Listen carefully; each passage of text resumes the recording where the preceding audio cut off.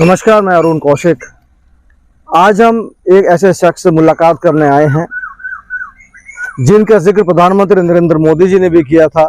अपनी मन की बात में नरेंद्र मोदी जी ने एक गांव का नाम लिया था, गांव का नाम है हटेरना, और एक किसान का नाम लिया था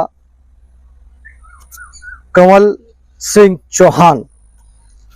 एक क्रांतिकारी किसान है। इन्होंने जो खेतीबाड़ी की जो परिभाषा है वो बदल दी है। पारंपरिक जो खेतीबाड़ी हुआ करती थी उससे लीक से हटकर थोड़ा सा अलग कुछ इन्होंने किया है, जिसकी वजह से इन्हें काफ़ी अवार्ड भी मिले हैं। आज हम कंवल सिंह चौहान जी से बात करने के लिए आए हैं। अटेरना गांव में हैं। हमारे साथ कंवल जी हैं। राम राम जी। राम राम जी। आपकी बारे में जानना चाहेंगे जी। प्रधानमंत्री जी ने आपके बारे में काफ़ी जिक्र किया, काफ़ी चीज़ें आपके बारे में पढ़ी भी मैंने। तो आप बताइए कि आपका जो ये शुरुआत थी कहाँ से शुरू हुई? एक नॉर्मल किसान थे आप, किसान से फिर अपनी जो पारंपरिक खेती थी, धान उगाना, जीरी उगाना, कनक उगाना, वो छोड़ के फिर आपने दूसरी खेती अलग से शुरू की, जो एक कॉमर्शियल खेती कह सकते हैं जिसको। तो वो कैसे आपको दिमाग में आया और कैसे किया आपने वो?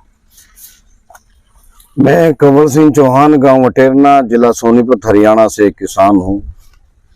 15 वर्ष की आयु में मैंने खेती शुरू की। किसान की आमदनी कैसे बढ़ाई जा सकती है, इस विषय पर काम किया। 1980 में बासमती धान की खेती शुरू की। किसानों को अच्छी आमदनी हुई, पर 1985 चलते एक बीमारी आनी शुरू हो गई और नुकसान होना शुरू हो गया धान की खेती में। फिर मैंने सोचा कि तो एक दूसरी खेती लाई जाए जिससे किसान लाभ में हो। तो इसमें बहुत से प्रयास किए, कई बार असफलता मिली। जैसे जैविक खेती शुरुआत की, बायोगैस प्लांट लगाया, वर्मी कंपोस्ट बनाया। इसी बीच पता चला कि कोई बेबीकॉर्न की खेती होती है। 18 सितंबर 1998 को पहली बार बेबीकॉर्न की खेती मैंने यहाँ बोई। उससे लगभग 3-4 गुना आमदनी हुई और शॉर्ट ड्यूरेशन फसल थी। पहले मैंने बोया, फिर पड़ोस के किसानों ने बोया, फिर पूरे गांव और क्षेत्र ने बोना शुरू कर दिया। जब दिक्कत आई मार्केटिंग की, तो एक कोऑपरेटिव सोसाइटी बनाई, किसानों को उससे जोड़ा। उनसे जोड़कर एक अपनी यूनिट लगाने की सोची, प्रोसेस यूनिट लगाने की सोची। क्योंकि पहले हम बेचते थे INA मार्केट, सरोजनी नगर और खान मार्केट। इतनी खपत नहीं थी, पैदावार ज्यादा शुरू हो गई। उसके बाद आजादपुर सब्जी मंडी बेचना शुरू किया, वहां भी पूरा बेच नहीं पाए, तो फिर प्रोसेस इंडस्ट्री को देना शुरू किया। प्रोसेस इंडस्ट्री ने भी लेने से मना कर दिया, तो अपनी इंडस्ट्री लगाने की सोची। जब भारत में ऐसे कानून नहीं थे कोई खेत में इंडस्ट्री लगा सके, लाल डोरे के बाहर ना बिजली कनेक्शन मिलता था, ना बिल्डिंग बना सकते थे, तो 2009 में पहले इंडस्ट्री लगाई। नॉर्वे के कृषि मंत्री ने जिसका उद्घाटन किया। जब वो छोटी पड़ गई तो 2012 में दूसरी यूनिट लगाई, गुलाब कोऑपरेटिव सोसाइटी के नाम से, और 2016 में तीसरी यूनिट लगाई और 2019 में चौथी यूनिट लगाई। इस तरह से हमारी सब यूनिटों में लगभग 500 महिलाएं काम करने लगी। 10,000 किसानों की आमदनी 4 गुनी हुई और बहुत से लोगों को रोजगार मिला। इसलिए 25 जनवरी 2019 को मेरे लिए पद्म श्री अवार्ड की घोषणा हुई और 16 मार्च 2019 को महामहिम राष्ट्रपति जी ने पद्म श्री से सम्मानित किया। अच्छा, एक चीज और देखिए, अब मैंने आपको कहा क्रांतिकारी किसान मैंने इसीलिए कहा कि आपने कुछ अलग करने की कोशिश की जिससे काफी किसानों को फायदा हुआ। आपकी जो सोच थी उससे आपके आसपास के अटेरना के अलावा आसपास जो पंजाब, हरियाणा, अलग अलग जिलों, राज्यों से भी किसान आपके पास आते हैं। तो वो आपसे किस तरह का ज्ञान लेते हैं और कैसे आप उनको ज्ञान देते हैं? हमारे पास पूरे देश से, क्या पूरे विश्व से किसान भी आते हैं, अधिकारी भी आते हैं, और जो पॉलिसी निर्माता वो भी आते हैं। वो सब देखते हैं कि हम कैसे खेती कर रहे हैं, गांव में कैसे एक बेबीकॉर्न का क्लस्टर डेवलप हुआ है। ऐसे ही बेबीकॉर्न ही नहीं, ऐसे ही मशरूम का क्लस्टर डेवलप हुआ है। स्वीट कॉर्न भी यहाँ पैदा होती है मनोली गाँव में। इस तरह से यहाँ के किसान पहले से ही टमाटर भी पैदा करते आ रहे हैं। इसलिए हमने 4 फसलों का यहाँ के किसानों को न्यूनतम गारंटी मूल्य दिया हुआ है, जिसमें टमाटर है, बेबीकॉर्न है, स्वीट कॉर्न है और मशरूम है, जिसका हम अपनी इंडस्ट्री में डब्बा बंद करते हैं। डब्बा बंद करके देश और विदेश की मार्केट में हम बेचते हैं। तो किसान खुले हैं, जब आजादपुर मंडी में महंगा बिकता है तो किसान आजादपुर मंडी बेचते हैं, और यदि उनका माल नहीं बिक पाता है तो हम मिनिमम गारंटी प्राइस पर किसान हमें दे जाते हैं। हम ऐसा नहीं है कि निमंत्रण भी लेते हैं, कई बार हमारे पास इंग्लैंड के, नॉर्वे के ऑर्डर होते हैं, तो जब एक्सपोर्ट का ऑर्डर खुलता है तो किसान को बहुत अच्छी आमदनी बढ़ती है, उनको अच्छा मिलता है। इसलिए हमारे पास यहाँ प्रोसेस इंडस्ट्री की यूनिट भी है। अभी हमने फार्मर प्रोड्यूसर कंपनी बनाई हुई है। एफपीओ का यहाँ पैक हाउस है जिसमें बेबीकॉर्न पैक होकर इंग्लैंड जाता है। इसी तरह से यहाँ मटर का प्लांट है सेलमाउंट फ्रेश के नाम से, जिसमें स्वीट कॉर्न और मटर की IQF होकर पूरे देश और विदेश के बाजार में यहाँ से जाता है। इस तरह से मशरूम फार्म है यहाँ, जब मशरूम पूरा साल पैदा होती है, और ये सब देखने के लिए देश विदेश से लोग आते हैं, सीखने के लिए आते हैं। ट्रेनिंग तो हम वैसे लंबी ट्रेनिंग तो देते नहीं, जो आते हैं अधिकारी या किसान उनको एक दिन में सारे में घुमा कर उनको समझा देते हैं, और वो सीख कर चला के और अपने क्षेत्र में वे भी काम करते हैं। अच्छा देखिए, आपको बता दें कि अकेले हिंदुस्तान से नहीं, जैसे अभी बताया कमल जी ने कि विदेशों से भी ये लोग आते हैं। मैंने जहाँ तक आपके बारे में पढ़ा, दक्षिण अफ्रीका से ज़्यादा डेलीगेशन ज़्यादा आते हैं आपके पास, तो वो एग्जैक्टली क्या करते हैं यहाँ पर आके, और उसके बाद कभी आप वहाँ गए हैं? मैंने विदेश यात्रा करी है, 7-8 विदेश यात्रा करी है। मैं थाईलैंड गया हूँ बेबीकॉर्न को लेके, वहाँ सिमिट ने मुझे बुलाया था। व्लादिवोस्तोक गया हूँ, इसके बाद 10 दिन जापान रहा हूँ, 10 दिन इजराइल रहा हूँ, मोजाम्बिक गया हूँ। ऐसी इस तरह से कई देशों की यात्रा की है, और लगभग सभी यात्राओं में हम वहाँ के स्टेट गेस्ट रहे हैं। तो वहाँ के लोग हमें सीखने के लिए बुलाते हैं, कुछ सिखाने के लिए बुलाते हैं, हम भी सीख के आते हैं वहाँ से कुछ ना कुछ बातें। और यहाँ भी जो राजदूत आते हैं बाहर देशों के, या कृषि मंत्री या मंत्री आते हैं, तो वो भी अपने यहाँ की कल्चर, यहाँ की खेती बाड़ी सीखने के लिए हमारे पास आते हैं। अच्छा, आपको बता दें, देखिए कंवल सिंह चौहान जी को फादर ऑफ बेबीकॉर्न भी कहा जाता है। आपकी जो बेबीकॉर्न है वो ऐसी क्या खासियत है उसके अंदर, कैसे उसको उगाते हैं? कि अब बाकी जो ऐसे तो सब जगह बेबीकॉर्न होते ही हैं, आप हरियाणा में जाएंगे, पंजाब में जाएंगे, तो अपने यहाँ की जो क्या खासियत है उसके अंदर की स्पेशलिटी क्या है, कैसे बनाते हैं उसको, आप स्पेशल कैसे बनाते हैं? देखो, बेबीकॉर्न का सिनारियो ऐसा कि बेबीकॉर्न 5 स्टार होटलों में ही पहले प्रयोग होती थी, और वो थाईलैंड से आती थी, जो 1992 में यदि डाटा ले तो 400 रुपए किलो इंडिया में आकर पड़ती थी। तो उसके बाद हमने शुरू की 1998 में। मेरे से पहले भी कई किसानों ने शुरू की, ऐसा नहीं है कि पहले मैंने शुरू की है, पर मैंने इसको एक तरह से ऊपर तक पहुंचाया, मार्केटिंग तक, बीज बनाने से लेकर प्रोसेस मार्केटिंग तक पहुंचाया, इसलिए मेरा नाम हो गया। तो मैंने तो 18 सितंबर 1998 को शुरू की है ये। और बेबीकॉर्न का ऐसा नहीं है कि विशेष हमारे यहाँ होती है, हमें लाभ मिला है दिल्ली और आजादपुर सब्जी मंडी के नजदीक होने का।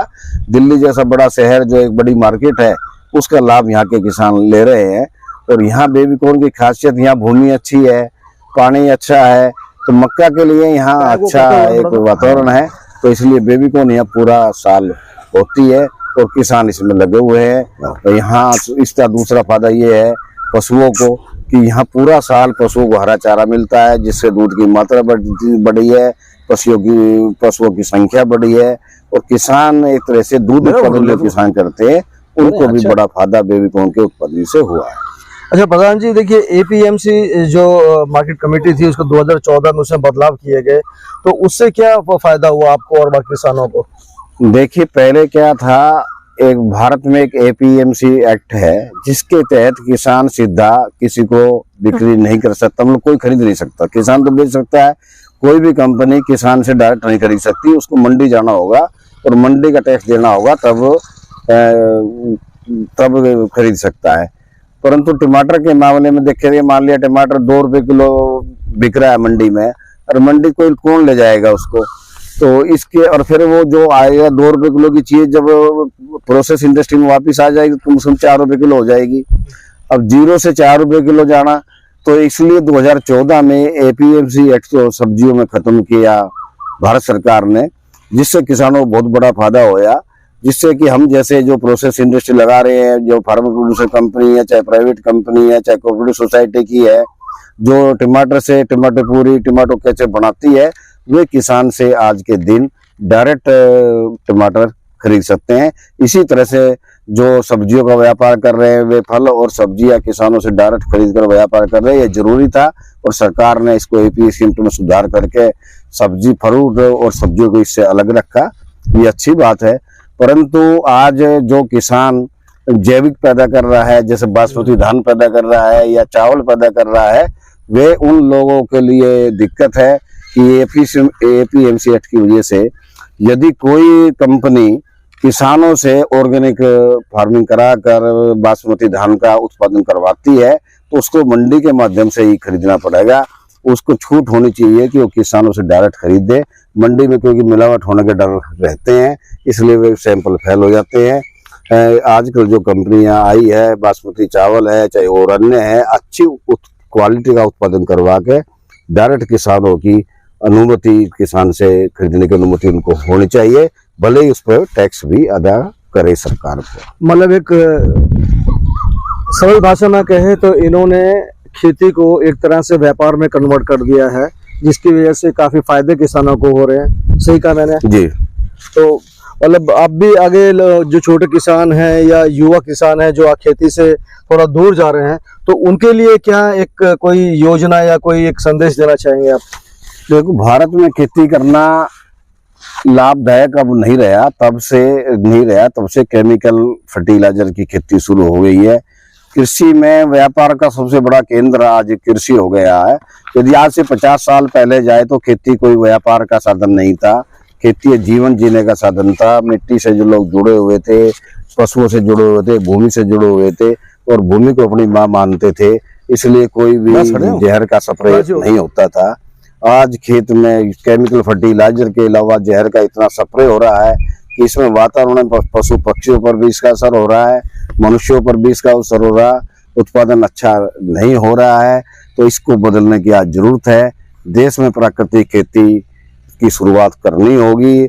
हमारे विश्वविद्यालय, जो कृषि विश्वविद्यालय है, उनको ऐसी रिसर्च करनी होगी तो बिना केमिकल के जो खेती हो सके, जिसमें मनुष्य और वातावरण को बचाया जा सके, हमारे जो पशु है उनको भी बचाया जा सके।